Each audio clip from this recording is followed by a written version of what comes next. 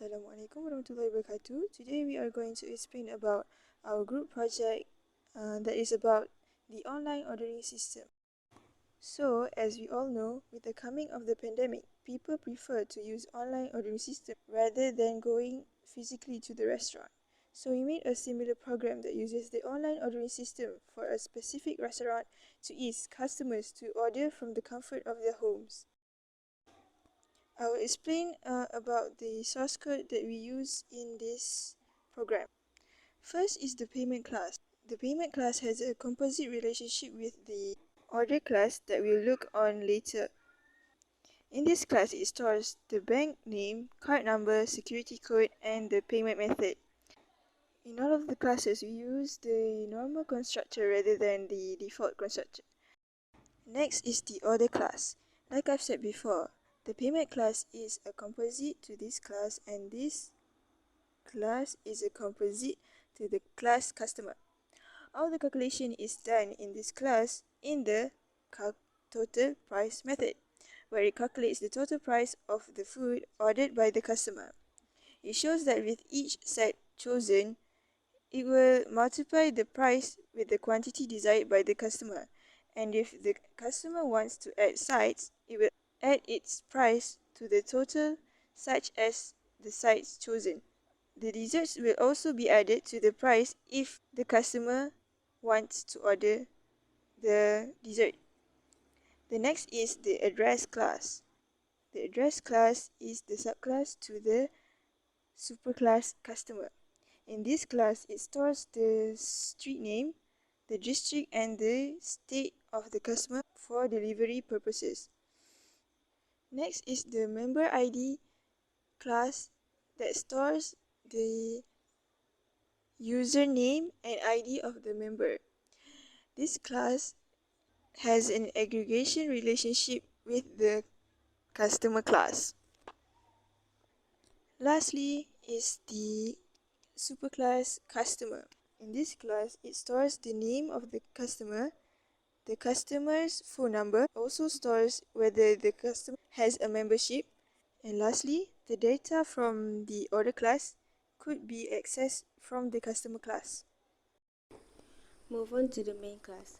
First, it will print out the menu displayed in the console. Then, we use try and catch statement.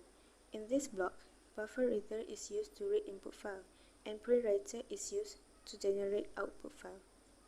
Then, string tokenizer is used to tokenize data from input file and will be stored in an array named ARRMEM.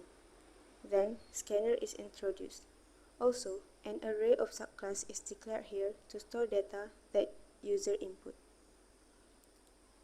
User will need to input name, phone number, membership status. If member equals to true, then the system will ask for their username and ID. Else, proceed to the order. The system then will ask them their food set chosen, quantity, sides, and desserts. Continue. Payment method is asked. If the user input online banking, it will ask for their bank name. If they chose to pay with card, then card number and security code will be asked. An object named store user is made to store the customer's username and ID, while an object named pay will store their payment details. An object named order is introduced to store all information. Lastly, user will need to input their address. Then, all this input will be stored in an array that is declared before. Here, the first statement is used to print out data in the output file, such as name, member status, and orders. Then, all the files used is closed. Last is the catch statement to catch errors through. So lastly, we will be going through the sample input and the sample output. So firstly, the moment that the customer log in into the system, it will display the menu. So for the menu, we have food, sides, and dessert. So as you can see on the food, we have 4 different types of set, which is set A, set B, set C, and set D.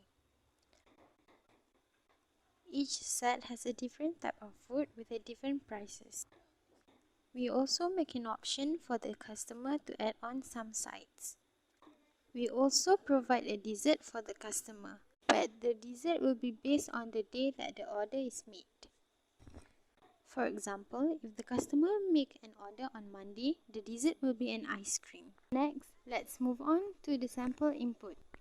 For the sample input, the user need to enter their name, their phone number and their membership.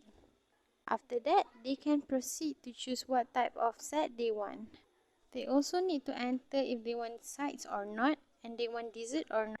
We also give them two different types of method to make the payment. First, they can use online banking. Second, they can use card.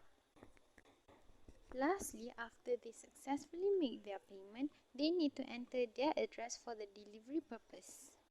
At the end of the program, the system will display the receipt list. This receipt will display the data of the customer such as name, membership, order and total price. That is all from our group. Thank you.